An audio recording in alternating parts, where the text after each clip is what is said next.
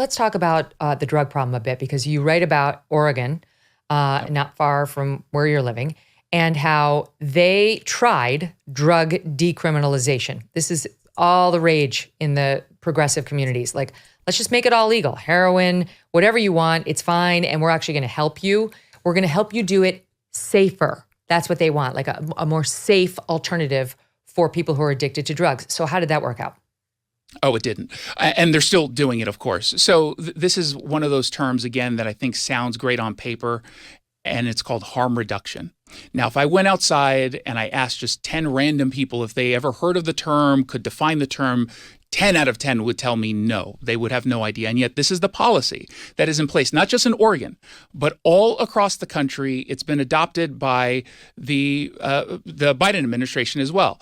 It's a form of drug treatment, they claim, in which they make it safer to consume an illicit substance. And their argument is, if we can keep the addict alive long enough to get treatment, he or she will finally do so. So let's give them a clean needle so they're not spreading bloodborne disease. We'll give them a crack pipe or a booty bumping kit, which I get to in the book. I love saying that in front of 3 million Americans on Tucker. It is dark. I did not know about this thing. It is dark. It's exactly what it sounds like, and it's internal. Let's just say that. Don't Google any photos or videos of that. But they're saying, let's give away these tools and then eventually we'll be able to treat these people.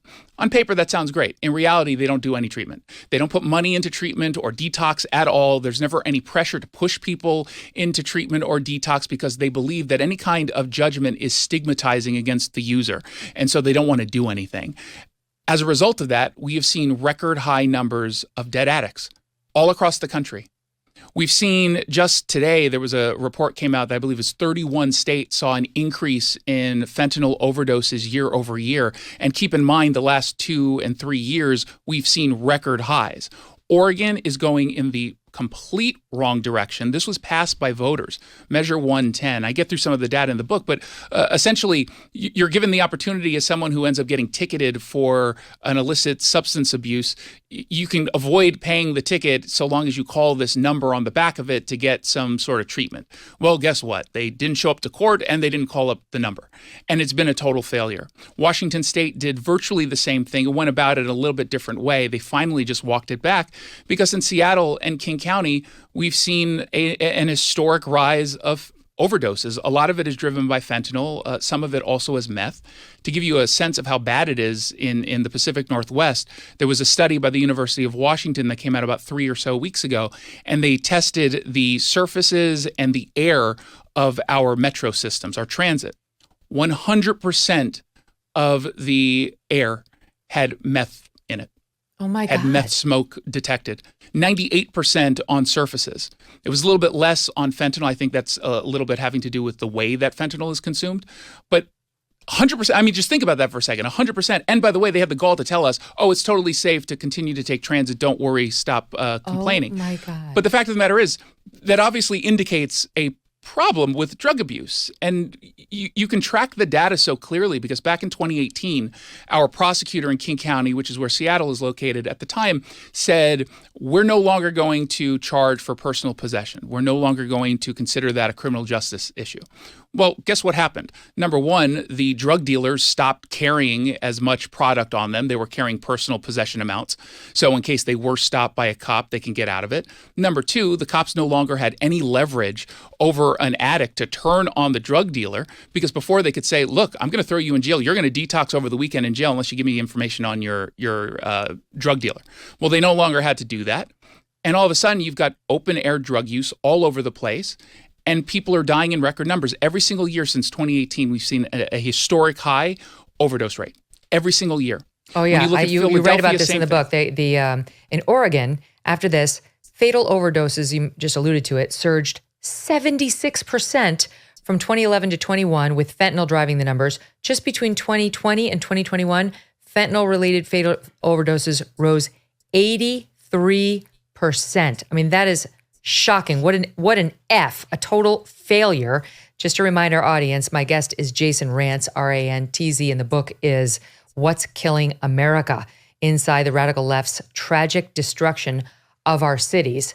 And you lay it all out. The other thing you get into, we touched on it, but like the homelessness problem, how they think the solution is housing. Let's just get housing and everything will be better. Yeah, it turns out that that's actually not how it works, because they were not born homeless. They had a home at one point and then they ended up on the streets. And it's very similar in the way that harm reduction is being used. There's another policy out there, a strategy called Housing First. And again, I can ask anyone what it is. No one would be able to define it. And yet that is why we have a crisis of homelessness in this country. Housing First says we're going to put people without any conditions into subsidized housing. And usually they're waiting for either, now they do homeless hotels, but also just your standard studio apartment. And that's been one of the reasons why we don't see a lot of sweeps in Democrat-run cities. They don't want to sweep these homeless encampments, all these tents, until you have a home for them, because apparently it lacks compassion to let people live surrounded by human waste and use needles and trash. And so you would at least on paper say, okay, maybe that does work. And we often hear people say Salt Lake City did this and they got to functional zero homeless population. Well, that's not true. And I did the research. I ended up committing an entire chapter just to Salt Lake and the Housing First myth, because it was a total failure. They did not look at the right numbers. They, I think, intentionally misled the public as to the impact of their policy. And it's gotten worse, homelessness, ever since. But the biggest issue with Housing First is there's never any kind of mandate that the individual get treatment for whatever it is was the underlying cause of their homelessness. So let's say it was drug addiction, which is leading a lot of it. Well, you can just continue to use drugs while in the subsidized housing. That doesn't help them. It doesn't help them at all. And of course, they're not just staying in their home. They're still going out into the community. They're still committing crimes in order to pay for their drug of choice.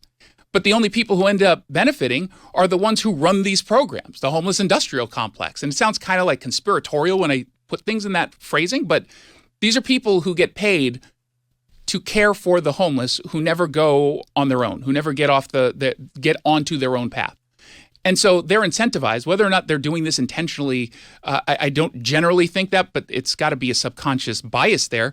The longer they're in subsidized housing, the longer these people are employed, the more money they get. And despite showing very few success stories, they keep getting larger budgets.